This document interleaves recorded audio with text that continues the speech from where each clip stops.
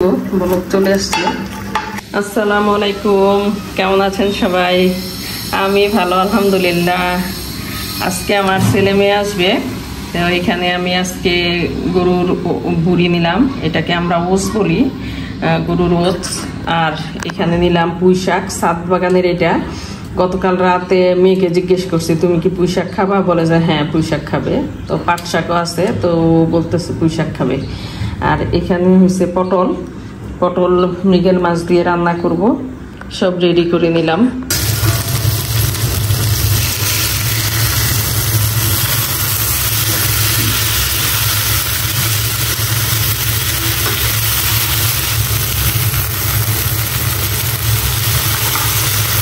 মাছ ভাজাটা এক পাশ হয়ে গেছে, তো আরেক পাশে দিছি। আর যেহেতু সবজিতে দিই একটু বেশি করেই মাছ ভাজি করি, যেহেতু একটু বড় মাছ, এই জন্য মানে মাছটা ভেঙে যায় সবজিতে দিলে। তো মাছগুলি একটু বড় থাকাতে বেশি বেশি করে ভাজতে হবে, কারণ সবজিতে যখন দিই তখন মানে সবজিতে নাড়তে দিলে মাছ ভেঙে যায়, এই জন্য একটু বেশি করে ভাজবো। এই চুলায় আমি পুঁই শাক ভাজি করবো। পেঁয়াজ দিয়ে দিলাম, রসুন, কাঁচামরিচ দিয়ে দিলাম, লবণ, দিয়ে দিলাম। এই পুঁই শাকটা আমার সাত বাগানের। আসলে প্রতিদিনই যখন রান্না করি দু একটা কোনো না কোনো আইটেম বেশিরভাগ সময় সাত বাগানে থাকে। আজকের পুঁই শাক সাত বাগানের।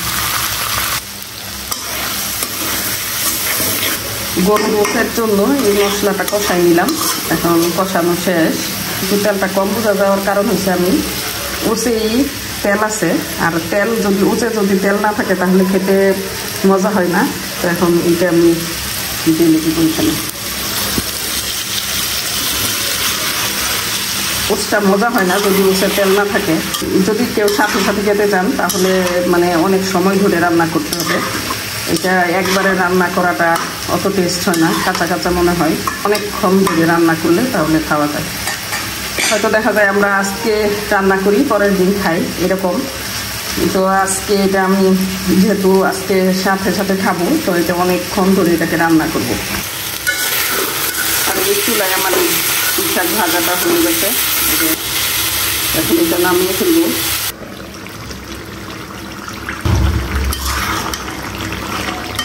ওসটা ভুনা করতেছি, মানে এখন ওসটা আগে একটু কষাই নিতেছি।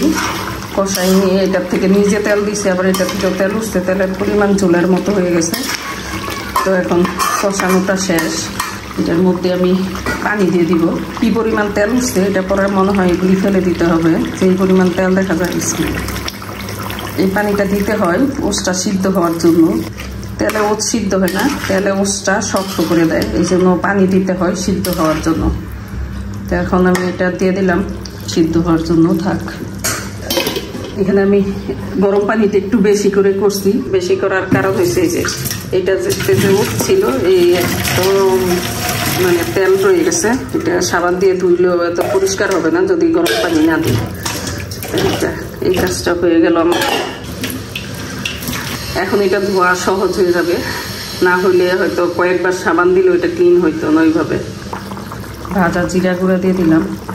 এখন এই ওসটা সিদ্ধ হইতে থাক, কারণ পানি দিছি এটা নরম হওয়ার জন্য। এটা অনেক সময় ধরে রান্না করতে হবে, যেহেতু আমরা এটা সাথে সাথে খেতে যাচ্ছি, তো এটা লং টাইম ধরে এটা রান্না করতে হবে। এটা একটু ঢেকে দিই। তেলে পেঁয়াজ, লবণ, হলুদ, মরিচ, ধনিয়া দিয়ে দিলাম। এখন আমি একটু পানি থাকা অবস্থায় আমি আলুগুলি দিয়ে কষাই নিব। এটাতে আমি পটল রান্না করব। আলুগুলি একটু সামান্য কষিয়ে নিব আগে। এখন আমি এই যে আগে থেকে এইভাবে আমি এই পটলটা একটু হলুদ আর লবণ দিয়ে তেলে ভেজে নিচ্ছি, এখন এটা দিয়ে দিব। পটলটা একটু তেলে ভেজে নিলে মাশাআল্লাহ খুব মজা হয় তরকারিটা, কারণ না হলে মানে পটলের তরকারি অনেকেই খেতে পছন্দ করেন না, কিন্তু এইভাবে যদি একটু ভেজে রান্না করেন তাহলে খেতে খুবই মজা লাগে। পটলটা আমার ঘরে খুব মানে সবাই খুব পছন্দ করে।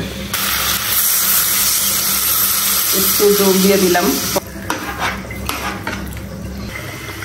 এই চুলায় গরুর রোস্টটা হইতেছে, গরুর রোস্টটা আস্তে জালে বসাইছি, কারণ এটা অনেকক্ষণ ধরে রান্না করতে হবে।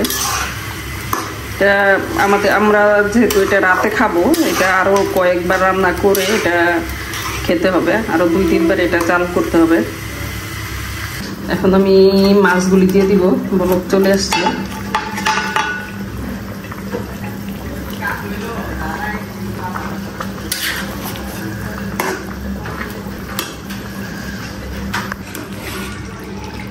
বেশি নাড়বো না, নাড়লে মাছগুলি ভেঙে যাবে। তো আমার পটলের তরকারিটা হয়ে গেছে, এই যে আলু সিদ্ধ হয়ে গেছে, এখন এটা আমি নামাই ফেলবো। এদিকে ওসটা এই পর্যায়ে আছে, আরো কয়েকবার এটাকে জাল করব। তো এখন এরকমই থাক, যেহেতু এটা আজকে রাত থেকে খাবো, তো দুপুরে রান্না বান্না করলাম, এটা আরো কয়েকবার জাল করব, তারপরে খেতে হবে। তো আমার রান্না বান্না শেষ।